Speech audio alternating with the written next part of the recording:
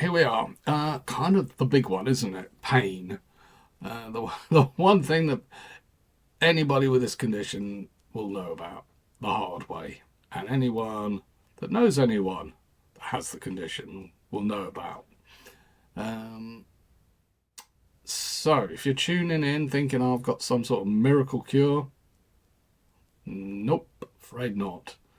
For me, it was probably 12 years of pretty grim pain, then another 4 years where it's going down, and then it's sort of got fairly negligible, but you end up being completely paranoid about it.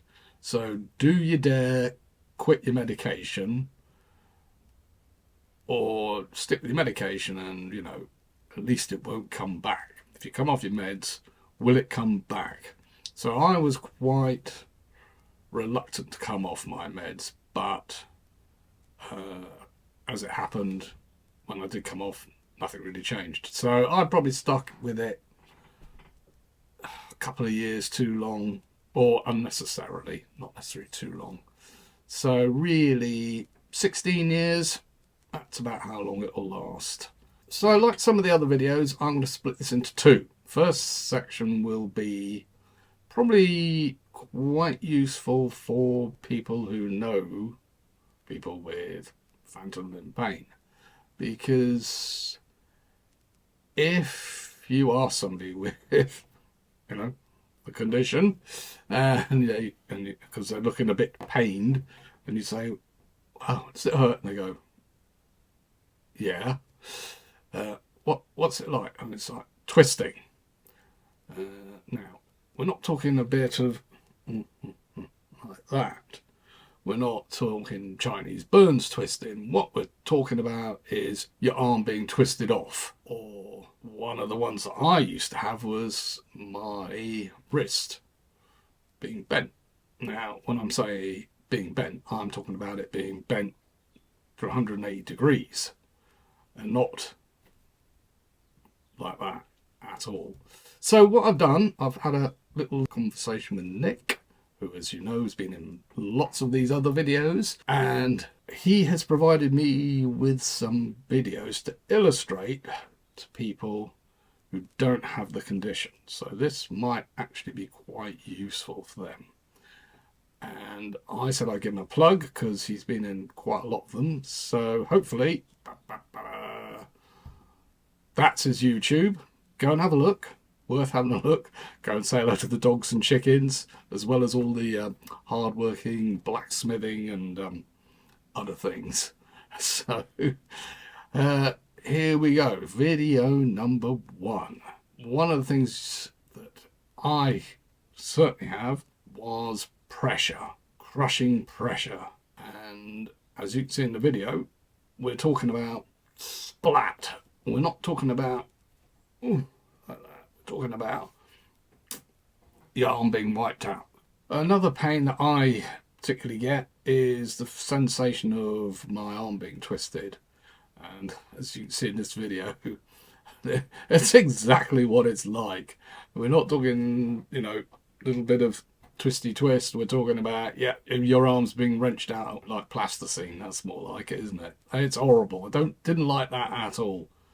And the other one for me that was also horrible was the feeling of my wrist being bent through 180 degrees. This video, Nick, shows this exactly what it's like. If you can imagine this going on for hours and hours and hours, days and days and days, not very pleasant at all. The other one that I used to get, and still do actually, weirdly, I still cut occasionally.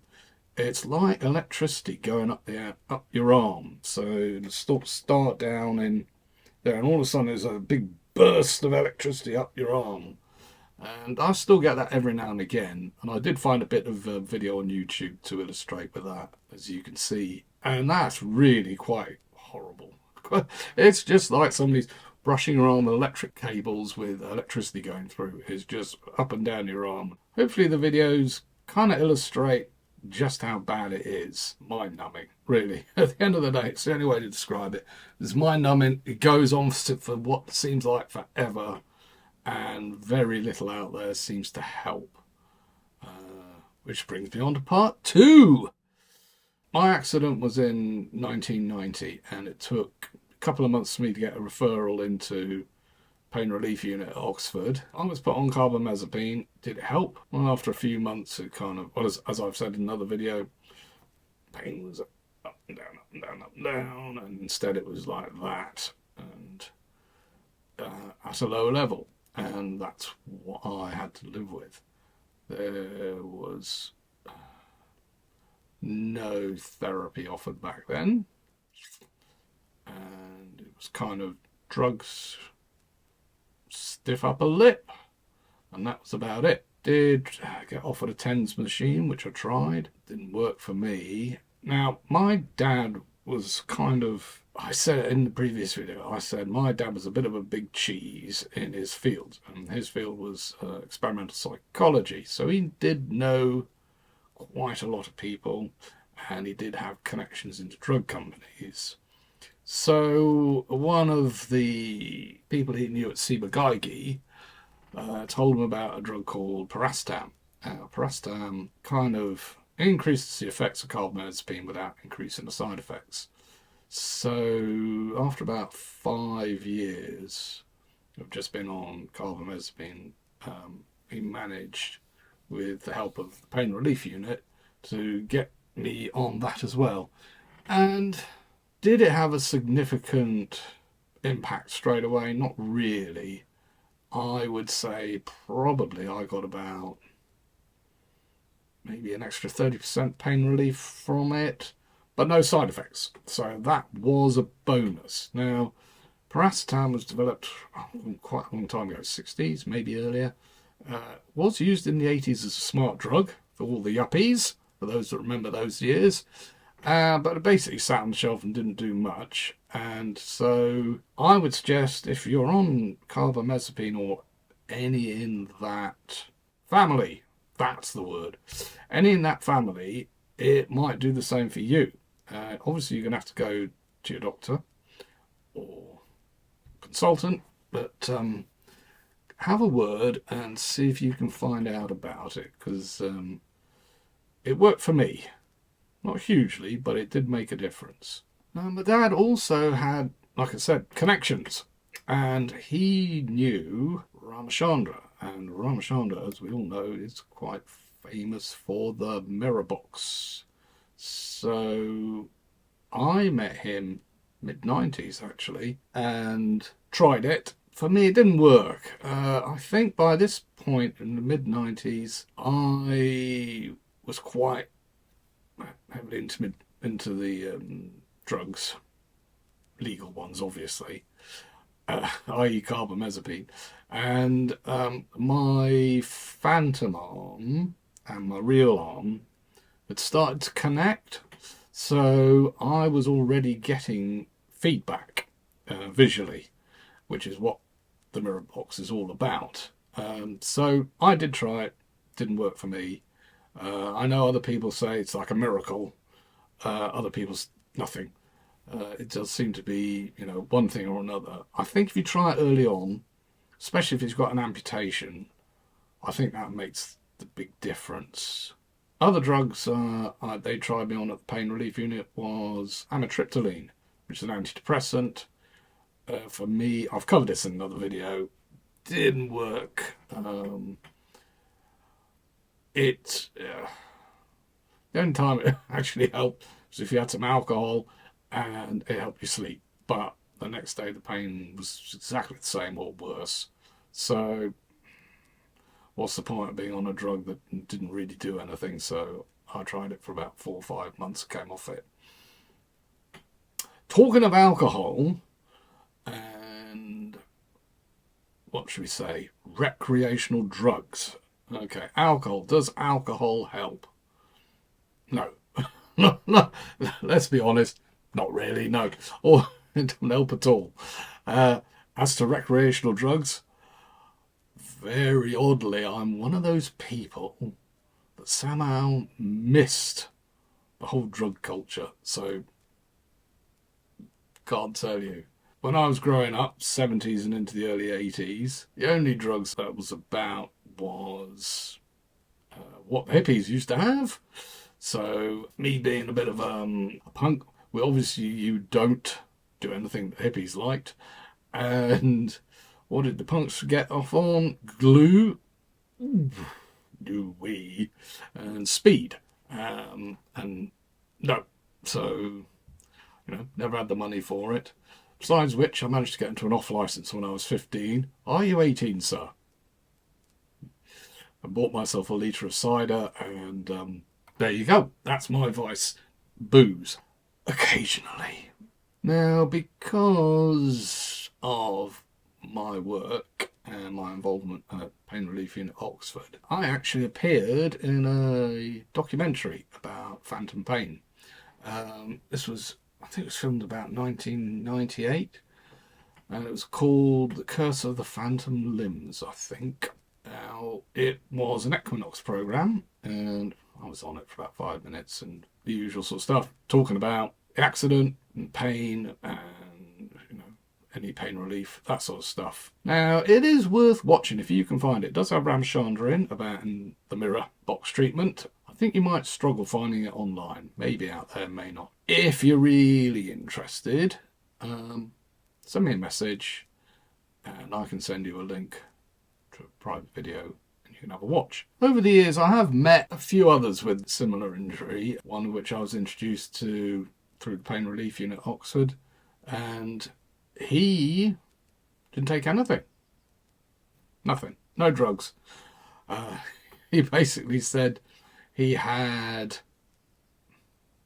4 or 5 bad days a month when he used to just literally hide under the duvet or hide under the stairs or have a long hot soaking bath and just endure the pain, and then the rest of the time it was normal. I was in Cheltenham in 1995 in a shop, and a bloke walks up to me and goes, motorbike crash then? It's like, yeah. And he goes, snap. And so, you compare notes. And still meet people today. I've got a few acquaintances through sort of the motorbike scene who they're also disabled with the same injury. And I have another acquaintance I've actually met, and occasionally we message online. And she's had the injury for about 10 years and has found actually that her pain is starting to get worse. So we did have sort of a, tat back and forth. And I was a bit gobsmacked with the amount of stuff she's tried. I know, 30 years later, the world should be different, but let me just have a little read. So this is why we've got glasses today. Carbamazepine, mirtazapine, pregabalin, amitriptyline, nortriptyline, duloxetine, nabilone, capsia, God, I can't pronounce half these, cream, lidocaine, oxycodone, gabapentin, and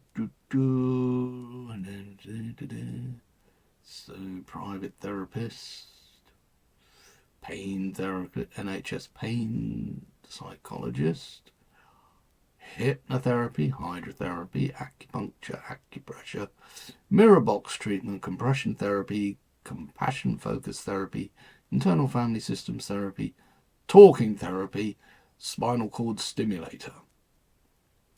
Now that should give you an idea of just how bad this pain can be. There doesn't seem to be one drug that fits all.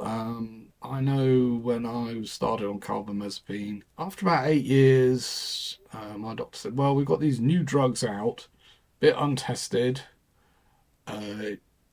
We can try you on them, and we might have to adjust your dosage, up and down, and we might not get it right. You might have 3, 4, 5 months of more or less pain. You just don't know until we try.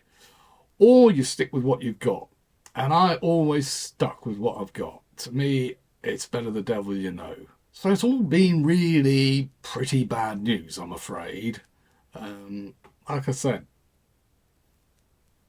doesn't seem to be much out there. Even after 30 years, the treatments seem to be the same sort of family of drugs, and none of them seem to work particularly well. And if they don't work, then it's either different types of therapy or surgery, from what I can see. So it's not particularly good. Is there any good news? In your 30 years, have you found anything that helps? Kind of a bit. So I shall share my tiny list of secrets. Time. Time helps. Yes, you know that one already. Oh, okay. Drugs. If you're lucky enough to find one, stick with it. I would suggest not playing around with your types of drugs you take, but, talk to your doctor or consultant. Well, this is all obvious stuff so far. Anything else helps? Hang on, I'll just check my list. Here we go, look. Oh, it's all bleached out. Right. Two things that helped a little. So, pain during the day, distraction. This doesn't really help in the evenings or at night, but keeping busy during the day, distraction. Working, getting breakfast, kids, doesn't matter what it is, anything that takes your mind off that helps. Evenings, that's a different matter. What, you're trying to relax in front of the telly and your arm goes boom. Yeah, that doesn't help at all. The other thing that helped, although you don't really realise it at the time, is, this doesn't apply to amputees unfortunately, is your phantom arm, hand, leg, whatever. So when it appears, in my particular case, it appeared when I was waking up one morning. I was like that, and right arm down one side, left arm down the other side, like that, all propped up with pillows and all that sort of stuff. And I woke up and I went, there's someone in bed with me. It's like, what the? And there was another arm across here. And that was the start of my phantom arm. And it spent, certainly early period, didn't move much, tended to be across the chest, and the fist would be clenched. And occasionally it would move. But I think while I was still wearing a sling, like that, the phantom arm was there. When I stopped wearing a sling and then threw it in the bin, the phantom arm started to respond. So obviously this is a stimulation, via eyesight and the brain going, well, his arm's down there, but the phantom arm's up here. I think the phantom arm should move down there. And that's what it did. It started very slowly tracking the real physical arm. And once that started, I think that helped quite a bit, because the whole sort of phantom limb thing is allegedly lack of feedback visually and through the nerves. And once the phantom arm and the real physical arm started tracking each other, I think that helped quite a bit. Probably within 10 years, the two were linked pretty much perfectly. So now if I do that, in reality, 3 arms went up there. The physical one, that one, and the phantom one. The phantom one and my left arm completely linked. Fingers aren't, but the actual arm itself is. So at the moment, my fingers are like that, and around with phantom hands like that. But that doesn't seem to matter too much. Once the two got linked, that did help.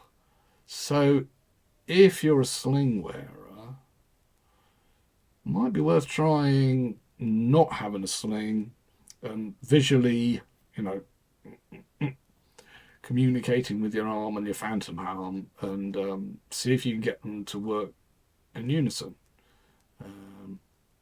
That's kind of about it, unfortunately. Do I still have pain today? Pressure all the time in my phantom hand.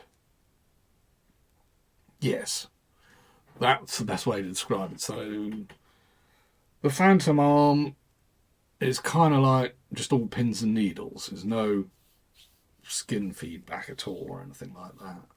So interestingly, if you do that, the pins and needle phantom arm goes away, but then kind of comes back again. But is it like in the videos earlier when your wrist's going through 180 degrees? No, that's all long gone. Thank God. So, summing up, hopefully this has been useful. I'm sorry there's not really any good news from my perspective. Maybe you have good news and you should do your own videos. Hopefully people who don't have the condition, and thank God for that, you might understand it a bit better. See you on the next video.